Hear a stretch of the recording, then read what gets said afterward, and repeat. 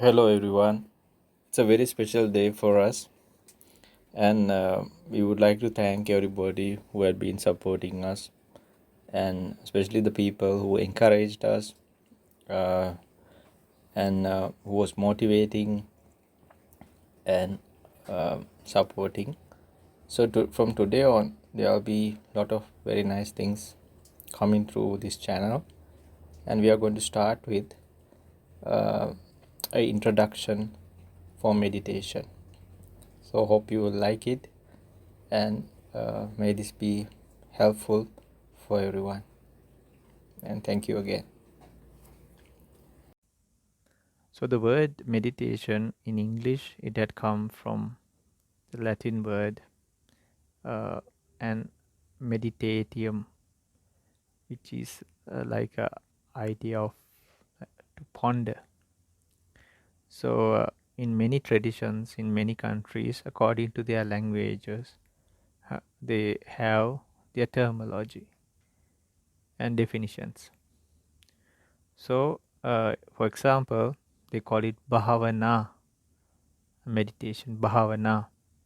uh, So, and another definition is like the usage, and in ancient scriptures and all it says bhavitaya, bahuli kataya, like use and use it continuously.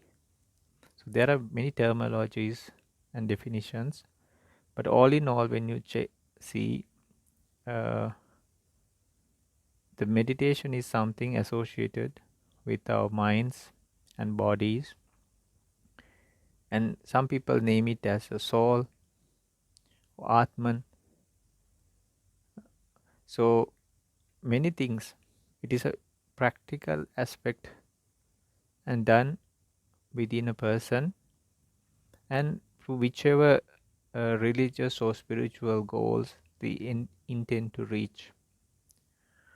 So there are many ways, many methods, and along the history of things there were even changes that happened, and there were some peak periods of meditation, and then it was taken into religious organizations, and then now we have a modern era of this meditation. So a person with the practices, what they do is they try to connect their body and their minds and the hearts, and in western philosophy they put it as the brain, and it is actually a inward journey that is done. So we use the thought processes, and uh, this affects the mind as well as the body. There are things called concentrations. The concentration also builds up.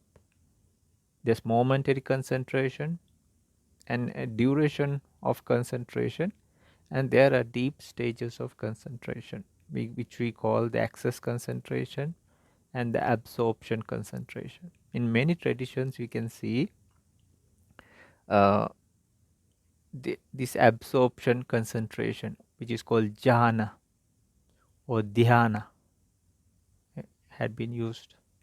There are many objects in meditation. Uh, so people use many kinds of practices, from uh, visualizations, mantras, then using objects like a candle flame, or there are things called the casinas. So many things, external objects can be used. Even the ones like even skeletons, they can be used as external objects. Earth, wind, water, fire, they also can be. The colors can be used like blue, yellow, red, white. You, so there are so many things we can do with the mind. And in these jhanic stages, or even before that, these are the positive sides of the mind. So usually the mind is attacked by negatives. That's why people seek something like meditation. So in our lives also, we had been doing a practice from small days, but it's going towards the negative side. That's why now we are seeking something like this, a difference. And it had been so conditioned now, like from our eye door, ear door, nose door, tongue door, body door, even the heart or the mind, we always give energy to the negatives, even in the subtler stages. There are deep rooted ones, and there are the subtle upper level ones. So in the meditation, another thing is we use the sitting meditation in all four postures: the sitting meditation, walking meditation, standing meditation, even lying down posture. Then we try to focus on our day to day activities. Uh, so that is also a way and form of meditation. Then there are objects of meditation, for example, like loving kindness, breath work, uh, or in some tradition they call it anapanasati, rising, the inflow and the outflow, and having mindfulness of that.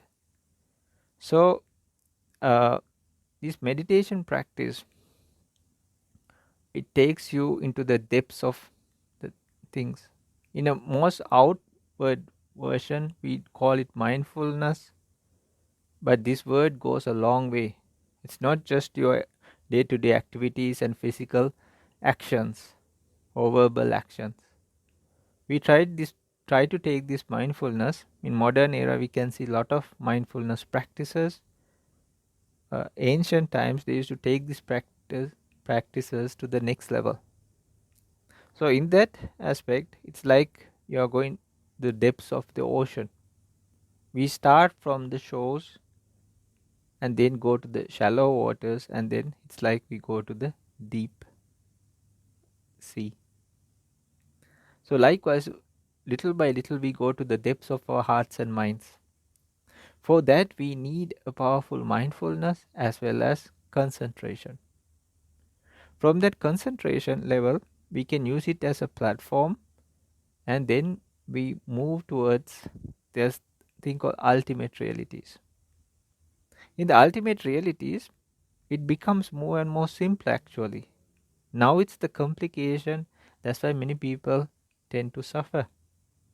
So with that ultimate reality, there's only two categories: mind and matter.